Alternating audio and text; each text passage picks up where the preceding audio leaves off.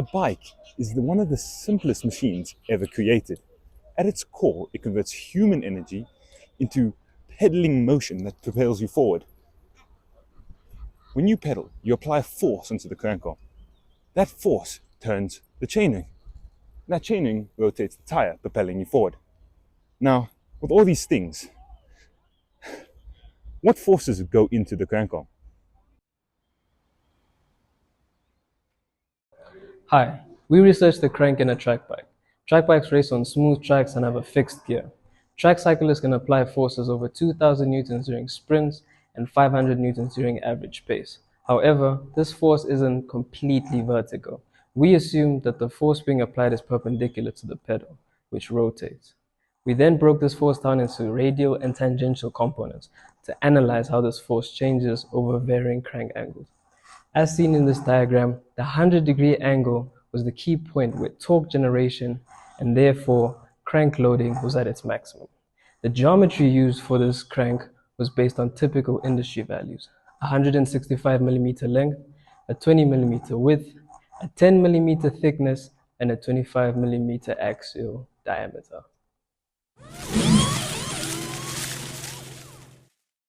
Okay, when analyzing a bicycle crank arm, there's four main stress elements to think about.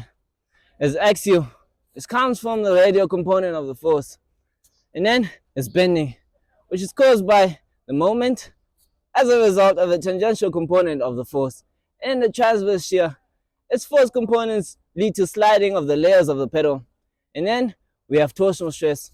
It comes as a result of the twisting of the pedal due to the offset. Each of these components vary throughout the pedal cycle. Why? Well, it's simple. At different angles, different forces applied at different components, and each of these lead to different stresses. Bending and torsional tend to be the highest at 100 degrees, and then axial peaks at 45 degrees. We calculated the magnitude of all of these, and we found that bending is the most dominant one, at 51 megapascals. We know that bending is the highest at the element A, which is furthest away from the neutral axis. This also tells us about two main things. The geometry of a pedal is important to know how it manages stress. And secondly, we need to know that throughout the cross-section, there's different stresses acting around it. So the stress is not the same throughout the cross-section. Okay. The critical combined stress on the crank arm occurs at point A, located at the pedal thread connection.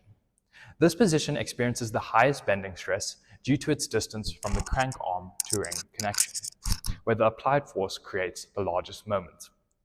On the cross-section, point A lies farthest from the neutral axis, maximizing the bending stress. It also experiences the highest torsional stress as it is located on the outer radius of the crank arm. While axial stress is uniformly distributed and transverse shear is minimal in comparison, the combination of high bending and torsional stresses makes point A the location of the critical combined stress. This point is used to develop the combined stress versus angle graph, and it helps visualize the stress distribution and states across the cross-section. Additionally, it helped us develop the stress element as well as the volume element to determine what the internal loadings within the crank arm were like. Thank you. The ideal crank arm shape needs to resist bending and torsional stress as much as possible while reducing the weight. Initially, we assumed a solid cylindrical shaft, as this was easier for the analysis. But through further research, we have concluded that it is better to use a hollow tube. The hollow tube is better as it increases the distance from the material to the neutral axis, which maximizes the area moment of inertia, which in turn increases the crank arm's resistance to the bending and torsional stress while reducing its weight. When analyzing the torsional stress, it is important to realize that it is inversely proportional to the polar moment of inertia. This means that the greater the polar moment of inertia, the smaller the stress, for a given torque of course.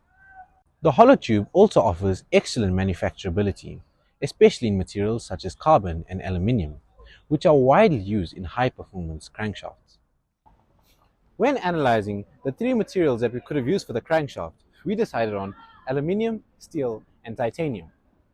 Aluminium, while it is lightweight and corrosive resistant, due to its low yield strength, you'd have to increase the thickness or the diameter of the crankshaft.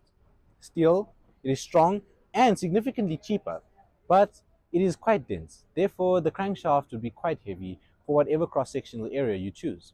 Titanium, this strikes the best balance. It is strong and quite considerably lightweight. But the only problem is, it is expensive to buy and quite difficult to manufacture. Now, in conclusion, we have decided that we will be going with the hollow tube and using titanium as our material. This strikes the best balance between weight saving, strength, and manufacturability. Our analysis shows that during competitive track cycling, our crank arm undergoes complex angle-depending loads, bending stress being the most critical. Through critical analysis, stress breakdown, and material optimization, we identified cross-sectional geometries that balance strength, stiffness, and weight, tailored for the material selected. By doing this approach, we ensure our crank arm can perform in the most harsh conditions reliably and efficiently.